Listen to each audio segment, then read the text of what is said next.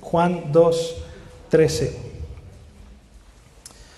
Mira, hace unos 60 años, más o menos, comenzó un movimiento que tuvo un impacto en todos los ámbitos de la sociedad. Fue un movimiento muy importante y un movimiento que hasta el día de hoy, seguimos sintiendo sus efectos. De pronto, los hombres comenzaron a dejarse el cabello largo. De repente, un día las mujeres empezaron a cuestionar las reglas por medio de las cuales fueron criadas y que durante décadas formaron a las mujeres de familia. Y empezaron a cuestionar esas reglas y a decir, oye, ¿por qué tiene que ser así? Comenzaron a cuestionar las estructuras mismas de la sociedad, la familia, el matrimonio, el trabajo. Este movimiento que empezó hace 60 años, de repente dijeron, yo ya no quiero trabajar, porque el trabajo te esclaviza, estás siendo esclavizado a un lugar para trabajar, entonces no hay que trabajar. Queremos nuestra libertad. De pronto, eso de una esposa a un esposo, pues es otro tipo de esclavitud. Estoy esclavo a una mujer o a un hombre, pues yo ya no quiero eso. Yo quiero mi libertad. Yo me quiero juntar con quien yo quiera y quiero tener relaciones sexuales con quien yo quiera y con cuantas personas yo quiera. A este movimiento se le llamó hippie. El movimiento hippie, y estos hippies, como se hicieron llamar, buscaban nuevas maneras de exploración espiritual. Y para encontrar esa exploración espiritual empezaron a llegarse a narcóticos como la marihuana, como el LSD, y empezaron a buscar la aceptación de la gente diciendo, no me juzgues, yo solo estoy abogando por el amor y por la paz. Y fue la bandera que empezaron a enarbolar. Todos somos hermanos. Y esta revolución social, esta revolución sexual, esta revolución laboral, también alcanzó a la iglesia. De pronto empezaron movimientos como el New Age, como el panteísmo, como la iglesia emergente, y la mezcla de todo tipo de filosofías asiáticas y todo tipo de rollos orientales, y lo metieron a una licuadora y le dieron vueltas y entonces pues tú dirás lo que tú quieras, pero yo, mi Dios, mi iluminación, y empezaron a creer en el Dios a mi medida. Tu Dios era esto, pero mi Dios es esto otro. De pronto escuchas personas que te empiezan a hablar de mi amigo Jesús, como si fuera su cuatachón. De repente hay gente que dice, no, es que Chuyín y yo somos compas. ¿Has oído algo así? No, es que el jefe y yo pues, estamos bien, estamos en otro canal. Hay gente que dice, hasta el viejo sabe, el viejo sabe qué rollo conmigo. Y empiezan a hablar de esta manera, y lo peor es que se creen la mentira de que tienen un acercamiento, se creen la mentira de que tienen una intimidad con Dios tan grande que pueden referirse al Todopoderoso de una manera irreverente y descuidada. Como si tener acceso a Dios por medio de Cristo Jesús nos diera el derecho o el permiso de pisotear su gloria y de hacer menos su inmensa e inigualable santidad. Y ¿sabes algo? El problema más serio es que incluso quienes estamos aquí sentados hoy, y muchos cristianos, podemos caer o hemos caído en el terrible error de hacer a Dios a nuestra manera, como yo creo que debe ser, en lugar de rendirnos completamente al Dios de la Biblia. Hoy vamos a aprender que el Dios de la Biblia no es un Dios al que debamos tomar a la ligera. El Dios de la Biblia no es un Dios que se someta a nuestras formas o a nuestras ideas. Al contrario, somos nosotros quienes tenemos que someternos a las formas de Dios, quienes tenemos que amoldarnos a lo que Él nos pide por medio de su palabra y por medio de Cristo Jesús. Entonces, con esto en mente, acompáñame a Juan capítulo 2 y vamos a leer del versículo 13 al versículo 22. Escucha lo que dice la palabra de Dios. Estaba cerca la Pascua de los judíos y subió Jesús a Jerusalén y halló en el templo a los que vendían bueyes, ovejas y palomas y a los cambistas allí sentados. y haciendo un azote de cuerdas, echó fuera del templo a todos, y las ovejas y los bueyes, y esparció las monedas de los cambistas, y volcó las mesas. Y dijo a los que vendían palomas: quitad de aquí esto, y no hagáis de la casa de mi padre casa de mercado. Entonces se acordaron sus discípulos que está escrito: el celo de tu casa me consume.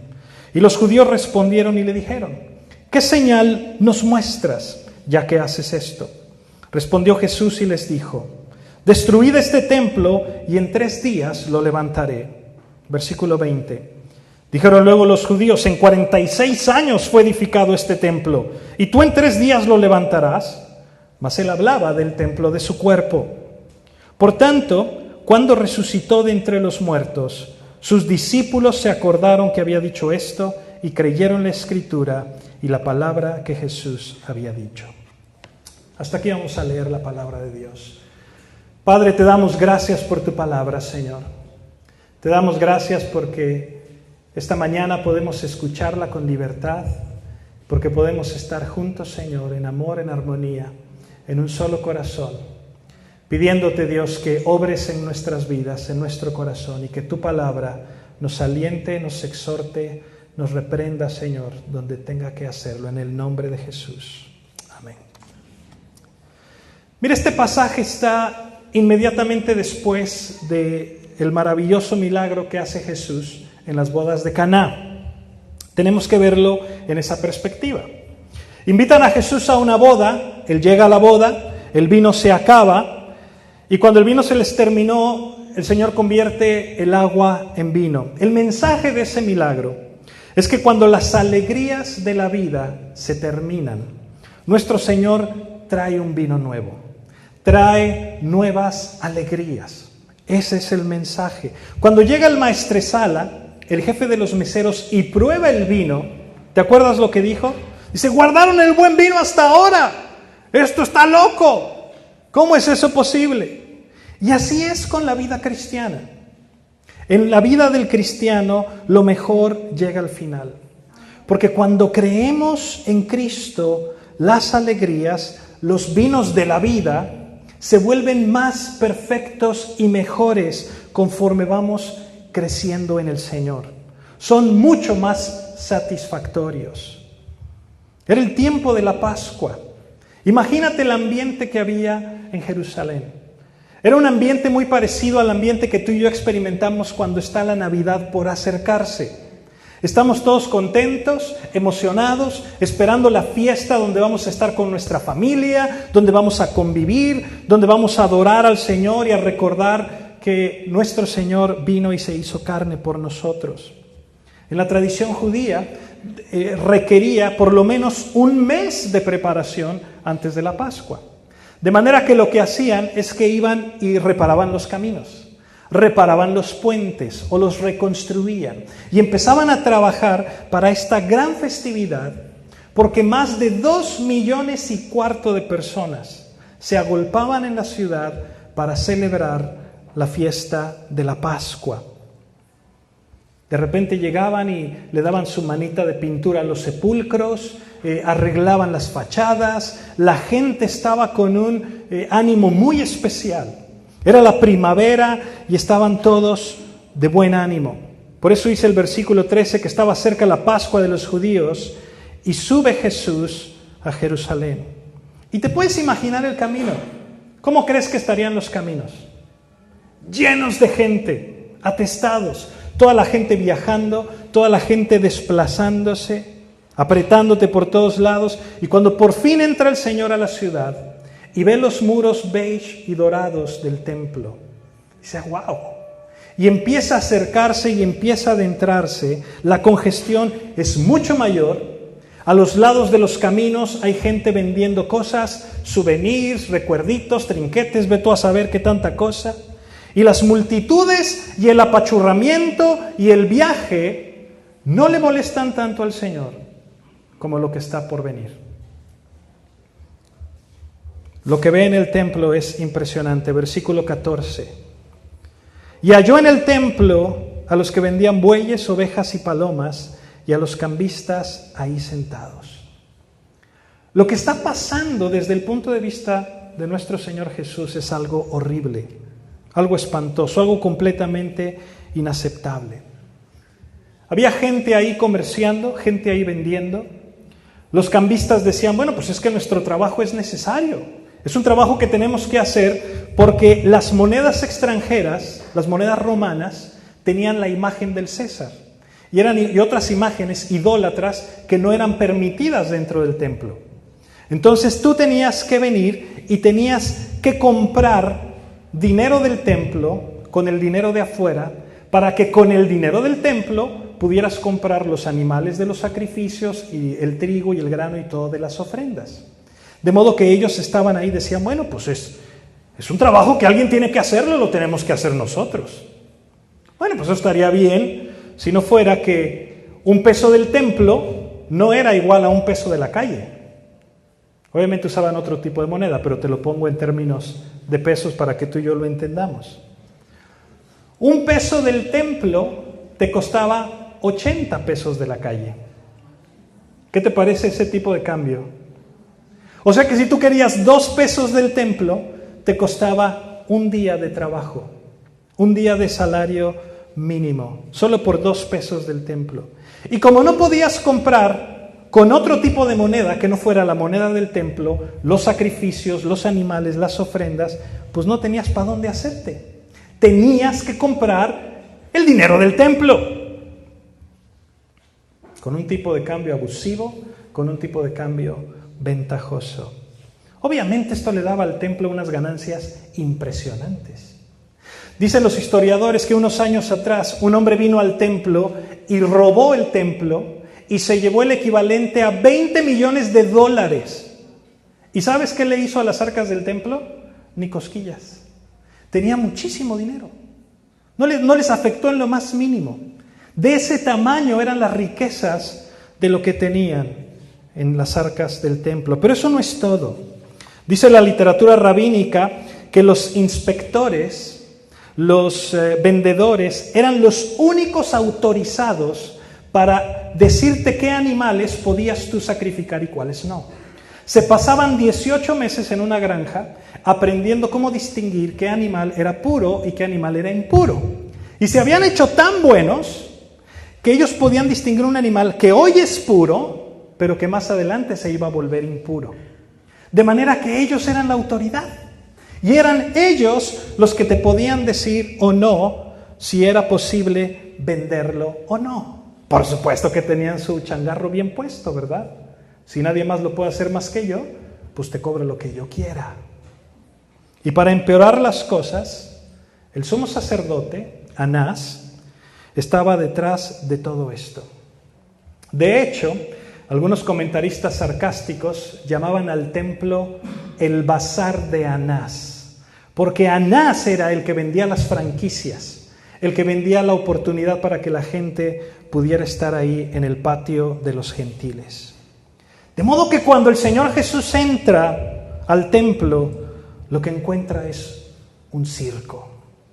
Cuando sus ojos empiezan a recorrer el patio del templo, el patio de los gentiles, lo que ve son ovejas, son bueyes, son las cosas que acompañan a todos estos animales en medio de una gritería, en medio de gente negociando. No, mi moneda pesa tanto. Oye, no me des ese borrego. ¿Por qué me vas a cobrar tanto? Esto es un abuso. No, mira que te doy tanto y dame el otro. Y gente negociando como si estuvieran en un mercado. Yo creo que la imagen que tú y yo podemos imaginar no le llega ni a las rodillas de lo que en realidad estaba pasando en el patio del templo de nuestro Señor. Lo que los siguientes versículos nos dicen, nomás nos da una probadita de lo que ocurrió. El Señor Jesús recoge unas cuerdas, las amarra, rápidamente hace una especie de látigo con ellas y se pone a limpiar el templo. Mira, comenta un comentarista que se llama Ken Hughes, que la gente lo debió haber visto como si fuera un hombre de 2 metros, dando latigazos y volcando las mesas y arrojando las cosas al piso y sacando a los animales de ese lugar, los cambistas, los vendedores, los inspectores del templo. Las palabras de Jesús fueron: quitad de aquí esto. No hagáis de la casa de mi Padre casa de mercado. Wow. ¿Sabes? Esta imagen le hace cortocircuito a mucha gente. Muchísima gente. Le hace cortocircuito especialmente a aquellos que han fabricado una imagen de Jesús a su manera. Un Jesús que no mata ni una mosca. Un Jesús, pues, no sé, como medio hippie, como medio amor y paz, como aquí no pasa nada. Un Jesús así con la carita así de, oh, te amo. En algunos cuadros hasta lo pintan afeminado, hazme el favor. Un Jesús así todo tembeleque, todo mustio. ¡Qué barbaridad! Imágenes que se han hecho, un Dios a la medida. Gente que piensa que la obligación, el trabajo de Dios es perdonarme. El trabajo de Dios es perdonarme y hacer lo que yo le pida, porque pues Él es bien buena onda. Él es bien lindo. Es buena gente. Jesús, no, Él nunca levantaría la voz. Si tú eres de los que piensan así, por favor escúchame, tienes que leer la Biblia. Tienes que leer tu Biblia. Nada más lejos que la verdad. La palabra de Dios nos dice que Jesús es manso y humilde de corazón. El Señor mismo lo dijo. El Señor Jesús dijo que Él era manso y humilde de corazón, Mateo 11:29. Pero para quienes vienen a Él con un corazón arrepentido, para quienes vienen a Él buscando el refugio y buscando su perdón. Pero tienes que verlo con otros pasajes de la palabra. Marcos 3:5 está el Señor a punto de sanar a un hombre que tiene la mano seca y la gente está criticándolo porque lo va a sanar en el día de reposo. ¿Y sabes qué dice? Dice, el Señor miró alrededor con enojo. ¿Quién? El Señor Jesús. No vas a encontrar mucha tibieza en Jesús. Si tú lees Lucas 13:32, cuando les manda a sus discípulos que vayan a hablar con Herodes, ¿sabes cómo les dice? Vayan y díganle a aquella zorra. A Herodes. O cuando le dice a Pedro, aléjate de mí, Satanás. Uy. Si aún no estás convencido, no más falta que leas Mateo 23. Mateo 23, el Señor Jesús está hablando de los fariseos, los estudiosos de la ley en su tiempo. Y ellos no vieron mucha mansedumbre, ni vieron mucha humildad cuando les dijo, ustedes son semejantes a sepulcros blanqueados, que por fuera la verdad se muestran hermosos, mas por dentro están llenos de huesos de muertos y de toda inmundicia. Wow. Y por si fuera poco, más adelantito les dice, serpientes, generación de víboras, ¿cómo escaparéis de la condenación del infierno? Este es el Jesús que estamos viendo con un azote en su mano, volcando mesas y echando fuera animales y truhanes comerciantes y abusivos del templo. ¿Sabes por qué? Porque donde hay un gran amor por los afligidos y por los oprimidos, también hay un gran y un profundo odio y una ira por los opresores y por las cosas que les oprimen, las condiciones que ocasionan ese sufrimiento. El amor y la ira de Jesús, hermanos, nos muestra cosas impresionantes del carácter de Dios. Como tú, las cosas que tú amas, las cosas que tú aborreces, nos hablan acerca de quién eres tú, acerca de tu carácter. De la misma manera, entender lo que Dios ama y entender lo que Dios aborrece te va a ayudar y te va a hablar grandemente acerca de Él. Cuando tú lees la descripción del templo en Primera de Reyes 8, nos dice que la nube de la gloria de Dios llenó el templo. Que era tan impresionante la presencia de Dios en ese lugar, que los sacerdotes no podían ministrar en ese lugar. El propósito del templo era glorificar a Dios, proclamar quién es Él, reflejar su santidad, declarar su gloria. Y en lugar de esto, aquellos en el patio del templo decían hacer las cosas para la gloria de Dios. Pero en sus corazones estaban más interesados en sacar ventaja personal que en glorificar al Padre. El látigo de Jesús se opuso fuertemente y se opone fuertemente contra todo y todos los que se levantan en contra de la gloria de Dios, especialmente en la adoración. En la actualidad hay iglesias completas que caen en esa misma práctica. Diosito. No, es que Diosito es buena onda. Iglesias que te predican un Jesús de pelo largo, tatuado, con piercings. Él es mi compa, Él es bien buena gente.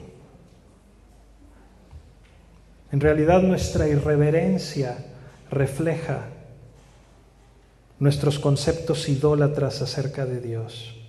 Decimos que adoramos a Jesús, pero a veces no adoramos al Dios de la Biblia, sino al Jesús que nosotros mismos hemos construido. Y eso es un ídolo. Pensamos que la reverencia, pensamos que el temor a Dios son conceptos anticuados, pasados de moda. Nos volvemos jueces. No, para mí Dios esto. Es que yo creo. Yo no creo. Mira, había un autor que se llama W. Tozer, que tiene un libro que se llama El conocimiento del Dios Santo. Dice, hemos perdido el concepto de la majestad de Dios. Dice, por eso no nos asombramos con nada. Por eso ya la presencia de Dios entre nosotros la damos por sentada. Por eso no pensamos que en nuestra vida diaria el Señor va con nosotros, que su Espíritu Santo mora en ti. Y perdemos de vista estas verdades tan profundas de la palabra de Dios. Tanto así que cuando oímos palabras como estad quietos y ved que yo soy el Señor, no tienen sentido para nosotros, porque hemos perdido la capacidad de asombro de la majestad de Dios. Nuestros corazones se vuelven el patio del templo en Jerusalén. ¿Sabes? A veces estamos en la iglesia y nuestra cabeza se va a lo que voy a hacer mañana en la oficina, a los productos que tengo que acomodar, a lo que voy a vender, al contrato que tengo. Estamos pensando en el pedido del lunes, en el evento deportivo al que me tengo que capacitar para ganar, las vacaciones de Semana Santa, los frijoles que se me están quemando en la casa, qué sé yo. Se nos va a la mente a otros lugares. Estamos tan alejados de la grandeza y de la santidad de Dios que todo este tipo de actitudes se filtran a la manera en la que vivimos cada día, a la manera en la que vivimos como creyentes. Ese no fue el caso de Jesús. Tú y yo debemos reflejar la gloria de Cristo. Que el mundo pueda conocer a Dios por medio de tu vida, por medio de tu testimonio. ¿Sabes qué fue lo que le hizo enojar al Señor? Estaban ahí los discípulos. Están viendo al Señor con el látigo en la mano. Después de todo lo que hizo, ¿te imaginas? Imagínate que vas por ahí de repente con el pastor a algún lado y de repente el pastor agarra y hace un látigo y empieza a voltear mesas. ¿Qué haces? El May me ayuda, ¿verdad? Pero te quedas así como que, ¿qué le pasa? Y el Señor está ahí con el látigo en la mano y los discípulos, dice que el Espíritu les recuerda el Salmo 69:9. Se acordaron en ese momento que el celo por tu casa me consume. Qué imagen tan asombrosa. Que estés tan identificado con Dios que cuando alguien difama su nombre o cuando alguien habla mal de tu Señor, te indigne profundamente. Qué imagen tan increíble, que experimentes el mismo enojo santo, la misma frustración cuando alguien difama a nuestro Señor. Que te paras del cine y te sales del cine cuando alguien está haciendo una burla de tu Dios. Cuando alguien cínicamente está hablando de cosas que ni siquiera entienden. Porque no puedes soportar estar viendo ahí sentadito cómo el mundo se burla y cómo ponen una imagen falsa de nuestro Señor. ¿Me explico? Que dejas de escuchar a lo mejor canciones seculares porque se burlan de tu Señor, porque se burlan de las cosas santas, como el amor, como la intimidad sexual. No porque te dijeron, ay, la Coca-Cola es del diablo, y las caricaturas son del diablo, y la música del mundo es del diablo. No. Porque verdaderamente te indigne que la gente en sus bocas, en sus oídos, estén hablando de esa manera de tu Dios.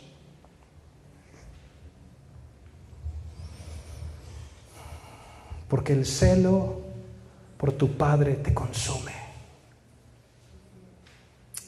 Déjame te lo aterrizo un poquito más. Mira lo que dice el verso 18.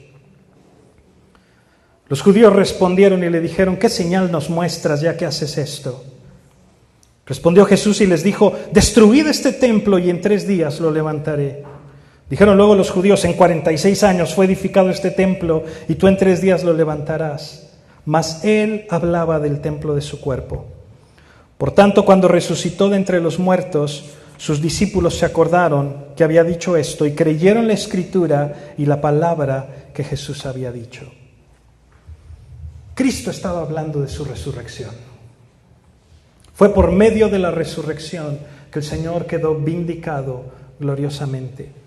Pero también está hablando de otra cosa muy interesante. Colosenses 2:9 dice que en Él habita toda la plenitud de la deidad.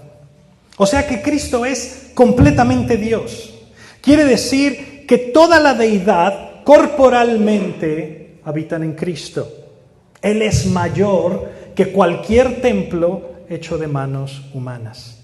Y sabes, de la misma manera, el Señor determinó que todos aquellos que han nacido de nuevo por su fe en Cristo, que ellos fuesen hechos, que tú y yo fuésemos hechos templos del Dios Altísimo.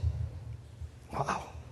Dice 2 Corintios 6:16, vosotros sois el templo del Dios viviente. Como Dios dijo, habitaré y andaré entre ellos, y seré su Dios, y ellos serán mi pueblo. Con esto en mente, sabiendo que el Espíritu Santo mora en la vida del creyente, que tú y yo somos el templo del Dios vivo. ¿Qué tal vas con tu cuidado del templo y tu adoración al Señor? ¿Cómo vas? Muchos cristianos recuerdan con añoranza aquel tiempo cuando la Shekinah, cuando la gloria de Dios llenaba su vida, cuando estaban bien agarrados de Dios, cuando estaban metidos con todo su corazón, pero de pronto algo ocurrió. Y de pronto, en el lugar de nuestros corazones, en lugar de seguir siendo templos del Señor, empezamos a buscar placeres, negocios, posesiones, ideas, actividades, juegos, pensamientos profanos, sensualidad, egoísmo. Y de repente la plenitud de esa experiencia se desvanece. Dices tú, ¿dónde está ese tiempo? ¿Dónde está ese tiempo? Pero ¿sabes cuál es la gloriosa verdad de las Escrituras? Que el Señor Jesús viene a limpiar su templo. Lo vimos con el látigo en la mano y toda la cosa, y echa fuera y derriba todo lo que se levanta en contra de la gloria de Dios. Y si es necesario, lo vuelve a hacer otra vez. En los evangelios leemos más adelante, ya al final de su ministerio, que viene nuevamente al templo y nuevamente echa fuera a todos los cambistas, y en esa ocasión en Marcos 11:17 dice, mi casa será llamada casa de oración para todas las naciones, mas vosotros la habéis hecho cueva de ladrones. El pueblo de Israel, escúchame, había sido escogido para que Dios habitara en medio de ellos y para que el pueblo de Israel fuera el reflejo de Dios a las naciones, para que ellos pudieran conocer al Dios verdadero por medio del testimonio de la nación de Israel. El patio de los gentiles era el único lugar donde los que no eran judíos podían venir a adorar al Dios vivo. Pero ahora ese patio estaba lleno de animales, de cambistas, de comerciantes. Estaban fallando en la tarea y la razón para la cual el Señor les escogió.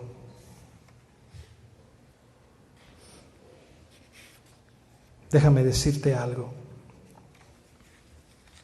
Pedro nos dice que tú y yo ahora somos el pueblo de Dios, que tú y yo ahora somos esa nación santa, pueblo adquirido, real sacerdocio. ¿Para qué?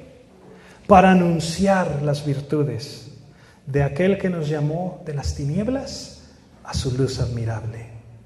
Tú y yo tenemos una responsabilidad preciosa.